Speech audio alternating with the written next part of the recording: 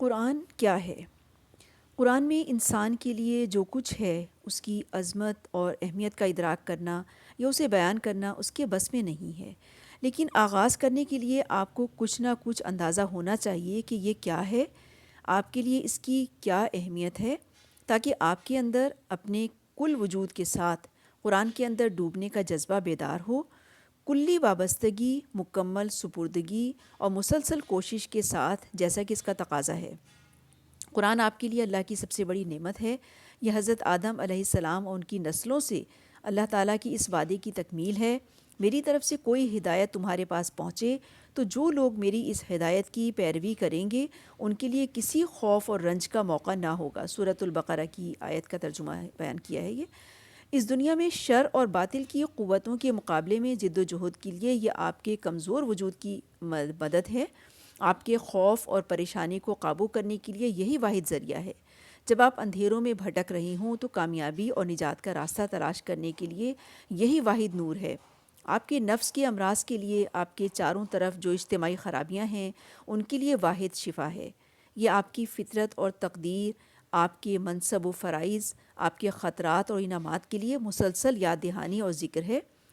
جب جبرائیل علیہ السلام کی وہ ہستی اسے لے کر آئی جو آسمانوں میں طاقتور اور قابل اعتماد ہے، تو اس کا پہلا مسکن وہ قلب مصفہ و اعلیٰ تھا جو انسانیت کی تاریخ میں بالکل منفرد تھا، اور وہ تھا حضرت محمد صلی اللہ علیہ وآلہ وسلم کا قرب مبارک۔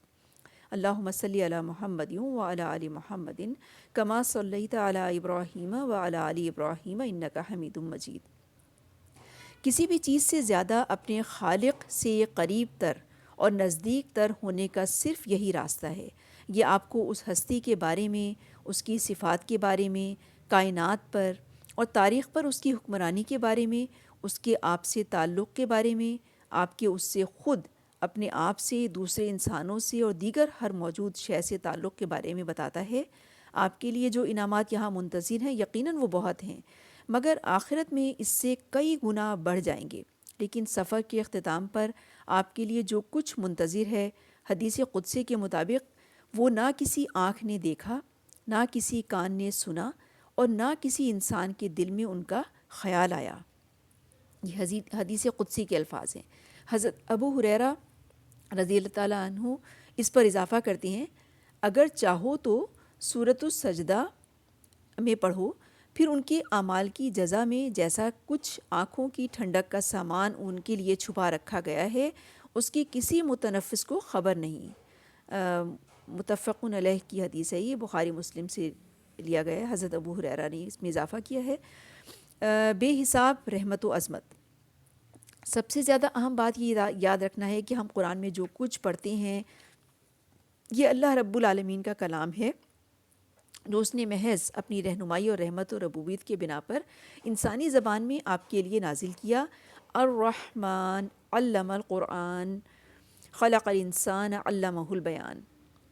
نہایت مہربان اللہ نے اس قرآن کی تعلیم دی ہے۔ رحمت من ربک سورہ دخان سے لیا گیا ہے، پہلی آیت الرحمن سورہ رحمان سے ہے، اور رحمت من ربک تمہاری رب کی رحمت کے طور پر۔ قرآن کی عظمت و شان اتنی پرجلال ہے کہ کوئی انسان اس کا ادراک نہیں کر سکتا۔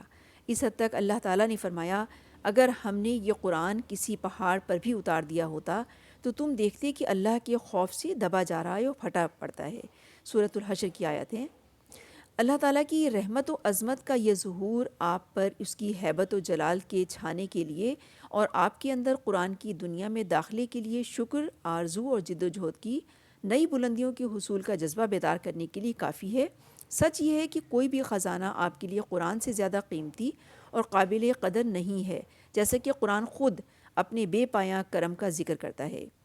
لوگوں، تمہارے پاس تمہارے رب کی طرف سے نصیحت آ گئی ہے، یہ وہ چیز ہے جو دلوں کے امراض کی شفا ہے، اور جو اسے قبول کر لیں ان کے لیے رہنمائی اور رحمت ہے۔